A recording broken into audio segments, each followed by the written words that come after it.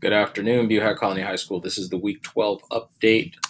First, we'll start off with our shout-outs as we always do. The freshman biology students in Miss Smith's class are to be commended for another successful PBL showcase we had last week on Wednesday.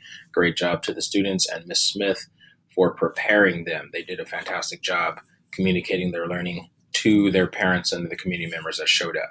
Also want to give a shout out to Mr. Hall, the Pacific Club, and the custodians for supporting that event. We appreciate you all and the help that you give us in supporting our students. The next group I want to recognize is the team of teachers who showed up for Learning Targets training on Thursday of last week. We had some great discussion about the importance of communicating the expected learning for the day and how we can do that more effectively. So thank you to all those teachers who showed up and had an interest in learning about Learning Targets. If you need support implementing that in your classroom, please don't hesitate to reach out to us. The last person on this list I want to give a shout out to is actually we have a new face on campus, Mr. Blake. We hired him to teach social studies freshman seminar. So if you see him around campus, out in the F Academy or elsewhere, make sure you give him a nice warm thunder welcome. Some important dates that are approaching. Tuesday, the 30th of October, which is tomorrow, we have our next Tuned In Tuesday, which is Leveling Up Literacy with Newzella. Take a look at Ms. Medeiros' promo video to find out a little bit more about that. Hopefully we'll see you there. And on Friday, the 2nd of November, the Dia de los Muertos celebration will be here after school at 5:30. So come on down. As we know, our celebrations tend to be pretty fantastic. It's a great community event. We expect a lot of people to come. So hopefully we'll see some of our staff members there as well.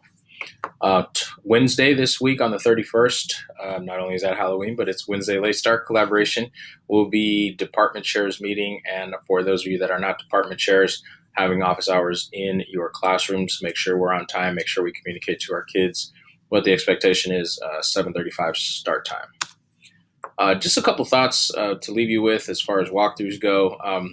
Part of the discussion that we had on Thursday was about the visibility of objectives and if it's okay if we have those on the slides versus being on the board. And I've seen it done both ways, obviously.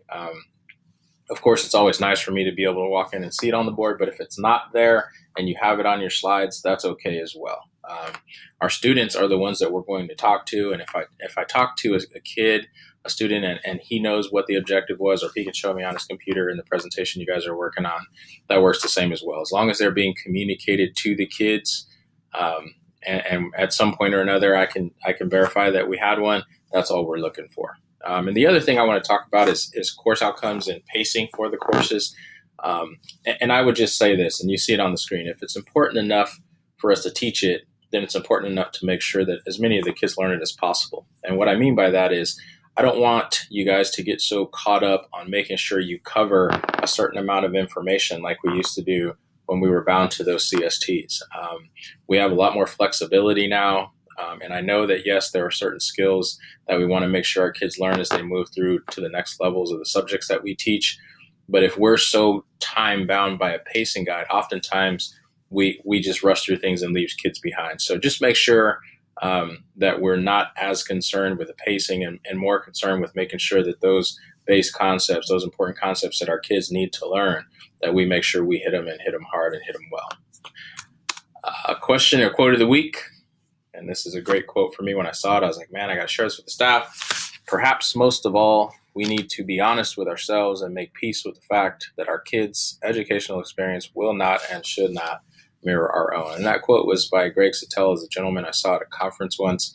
And it just speaks to how different that our kids in the world that they're growing up in, how much different it is than it was for us when we were going to school, and make sure we keep that in mind. And that's going to require us to get out of our comfort zone, as we're always pushing you all to do, and make sure we're being innovative and preparing them for a world that really doesn't even exist yet. So keep that in mind as you prepare your lessons every day and go about improving yourselves on a daily basis.